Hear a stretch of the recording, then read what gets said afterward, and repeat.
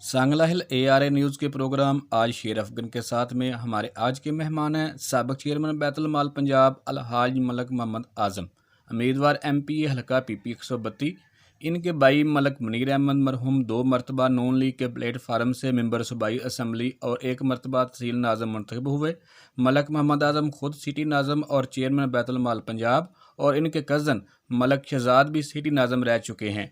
इतनी बड़ी सियासी साख रखने वाले मलक मोहम्मद आज़म से आज जानने की कोशिश करेंगे नून लीग से दूरियों की वजह क्या बनी और अब वो दोबारा अपने भाई और अपने दरीना साथियों को अपने साथ मिलाने में मसरूफ़ हैं।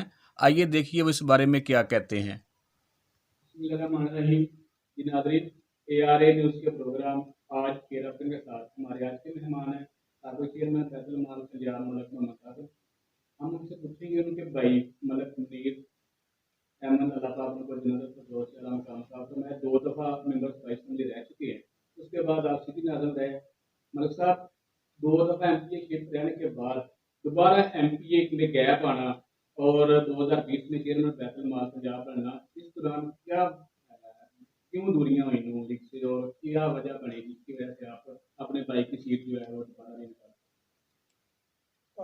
ये आपने बड़ा एक सख्त सवाल किया है, लेकिन मुझे खुशी है कि आज आपने पहली दफ़ा ऐसा सवाल किया जो सारे सवालों की जड़ है। ये हमारी जो वक्ती इख्तलाफ उस वक्त पैदा हुआ, तो वो एक आज के नौजवान के लिए एक सबक आमूज़ कहानी भी है, और उसको देखकर आज का नौजवान जो है वो सबक भी हासिल कर सकता है और उससे नसीहत भी हासिल कर सकता है। अल्लाह ताला की ज़ात ने हमारे ख़ानदान पे इतना करम किया कि मलक मुनीर साहब जो थे वो तहसील नाज़िम थे, मैं सिटी नाज़िम था। मेरे वालिद साहब जो थे वो पाकिस्तान के चेयरमैन थे एक्सपोर्टर एसोसिएशन हैंडमेड कारपेट के। मेरे जो अंकल थे वो पाकिस्तान के चेयरमैन थे पाकिस्तान लेदर एसोसिएशन के। और मेरे जो फर्स्ट कज़न थे मलक मकसूद साहब के बेटे मलक शहजाद साहब, वो सिटी नाज़िम थे। तो यानी कि हमारे ऊपर पूरा अरूज था, और उस अरूज में जब हमने लोगों की हम साजिश का शिकार हो गए और लोगों के प्लान का शिकार हो गए, तो फिर हमने वक्ती तौर पर वो दूरियां आई जिसकी वजह से सियासत और सीट जो है वो हमारे घर से दूर चली गई। अब क्योंकि मलिक मुनीर साहब इस दुनिया में नहीं है, तो मैं इस स्टोरी को लंबा नहीं करना चाहता, लेकिन मैं ये ज़रूर बताना चाहता हूँ कि मलिक मुनीर साहब के 3 जो दोस्त थे साबका, जो आजकल बड़े नामवर लोग बने बैठे हैं, उन लोगों ने मेन किरदार अदा किया था हमारे ख़ानदान को तक़सीम करने के लिए। और उस तक़सीम की वजह से हमने बड़ी कष्ट काटा, लेकिन अल्लाह ताला का शुक्र है अब हम फिर उसी तरह से दोबारा हमारे में इत्तेफाक इत्तेहाद है, और इंशाअल्लाह ताला अब आने वाले इलेक्शन में हम अपना जो खोया हुआ सियासी मुकाम है वो दोबारा हासिल करें। मलिक साहब, आपके भाई के बहुत ज़्यादा फॉलोअर हैं, आपके बहुत ज़्यादा फॉलोअर हैं। आप अब मुतहर्रिक हो चुके हैं सियासत में। आप उन फॉलोअर को इकट्ठे करने में कामयाब हो पाएंगे? ये भी आपने बड़ा अच्छा सवाल किया।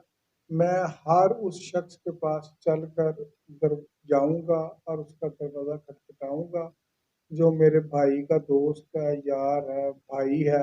मेरे लिए वो मेरा बड़ा भाई है, मेरे लिए वो काबिल एहतराम है, और मैंने ये सिलसिला ऑलरेडी शुरू कर दिया।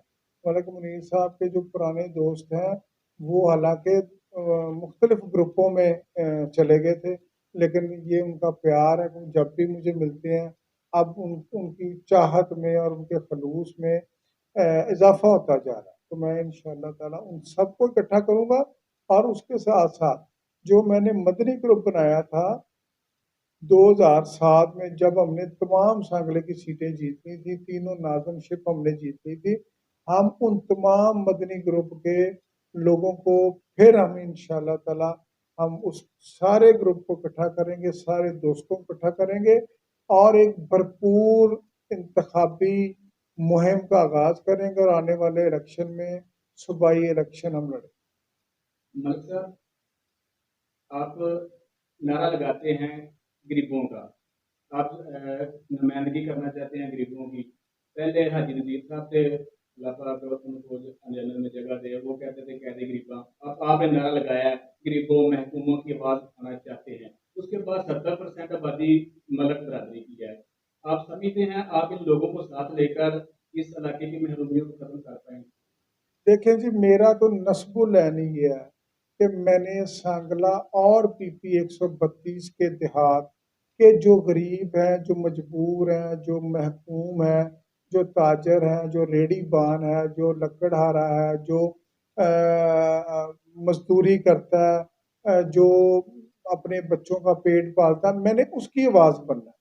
और मैं ये इसलिए नहीं कहता, ये कोई सियासी नारा नहीं है। अगर आप हमारे खानदान का बैकग्राउंड देखें, हमारा हमेशा से ताल्लुक गरीबों के साथ रहा, उनकी फलाह बहबूद के लिए रहा। तो अगर मैं उनकी आवाज़ नहीं बनूंगा तो मैं किसकी आवाज़ बनूं?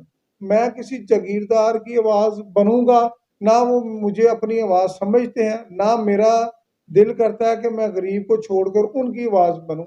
जो पहले ही ताकतवर है, जो पहले ही सरमायादार है, जो पहले ही बड़ी गाड़ी में बैठा हुआ है, जो पहले ही गरीब का इस्तेसाल कर रहा है, मैं उसके साथ कंधा मिलाकर मैंने क्या करना है? मैं उस तरफ क्यों ना जाऊं जहां मुझे आखिरत भी मिल जाए और जहां मुझे दुनिया भी मिल जाए। मतलब आप चेयरमैन बैतुल माल पंजाब, बहुत बड़ा आपने वो चेयरमैनशिप कर दी है। अब एक तरफ चोरी मोहम्मद अजीज साहब है, एक तरफ चोरी तारक मोहम्मद बाजवा साहब है, लेकिन आप बीच में आप बहुत ज्यादा मुतरक हो चुके हैं सियासत में। लोग आपकी तरफ तवज्जो कर रहे हैं, देख रहे हैं। क्या कुछ सरप्राइज है सांगलाल के लिए जो आप ने छुपा कर रखा है? कुछ बताएं सर।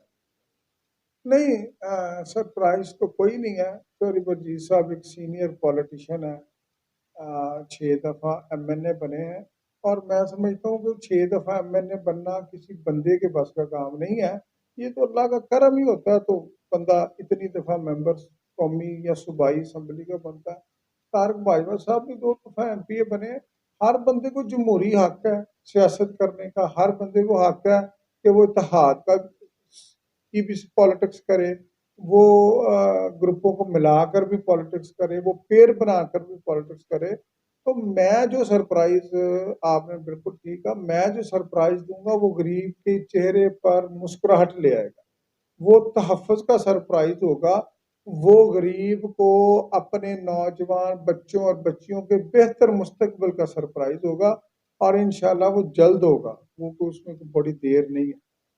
सर, आखिरी सवाल है, आपको जब मौका मिला है आपने सांगलाल की खिदमत में कसर नहीं छोड़ी, तहसील का दर्जा दिया, कचहरियों लेकर आए सांगलाल में। अब आपको अल्लाह पाक ओहदा देता है, आपने इलेक्शन लड़ने का ऐलान किया एमपीए का।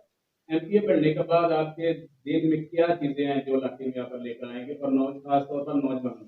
मैं ये सांगला के अवाम को, पीपी 132 की अवाम को मैं ये यकीन दिलाता हूँ कि अगर उन्होंने मुझ पर भरोसा किया, अगर उन्होंने मुझे अपने वोट की ताकत से नवाजा, अल्लाह पाक के फजल से और नबी पाक सरकार की नजर इनायत से, तो मेरा उनसे ये वादा है कि किसी पटवारी में जुर्रत नहीं होगी कि वो गलत फर्ज जारी कर दे। किसी तहसीलदार में ये जुर्रत नहीं होगी कि वो गलत इंतकाल कर दे। किसी एमएस डॉक्टर की ये जुर्रत नहीं होगी कि किसी चौधरी का फोन और गरीब का रिजल्ट रुक जाए। किसी थानेदार में ये हिम्मत नहीं होगी कि किसी के मुतल्लक कोई गलत एफआईआर दर्ज करा दे। ये मैं इनको यकीन दिलाता हूँ। और बाकी मैं ये कहता हूँ कि आपने बहुत सारे लोगों को बहुत दफा घुमाया। आपकी मंजिल, आपके दुख, आपका दर्द वो समझ सकता है जो आपके जैसा है, जो आपकी सोच को जानता है, जो आपकी तकलीफ को जानता है। कुछ बच्चे या कुछ नौजवान लोग सोचेंगे कि मलक आजम ये क्या बातें कर रहा है, मलक आजम तो खुद बहुत वेल ऑफ है, या अल्लाह ताला का उस पर बड़ा करम है, तो वो तो खुद हमने सुना है सरमायादार है। तो अल्लाह के जो रिज्क की तकसीम है वो एक अपनी जगह है, लेकिन गरीब के दर्द को समझना और गरीब के दुख को जानने के लिए या तो गरीब से अमीर होना पड़ता है या गरीबों के साथ रहना पड़ता है। तो मैं गरीबों के साथ रहा भी हूँ और गरीबों से ही निकल कर मैं ऊपर आया हूँ। तो इसलिए मैं ये समझता हूँ कि मैं सांगला हिल के नौजवानों को हथियार की बजाय कलम दूंगा, मैं नौजवान को शऊर दूंगा, मैं नौजवानों के लिए रोजगार का इंतजाम करूंगा, मैं नौजवानों के लिए बेहतर मुस्तकबिल की जदोजहद जारी रखूंगा।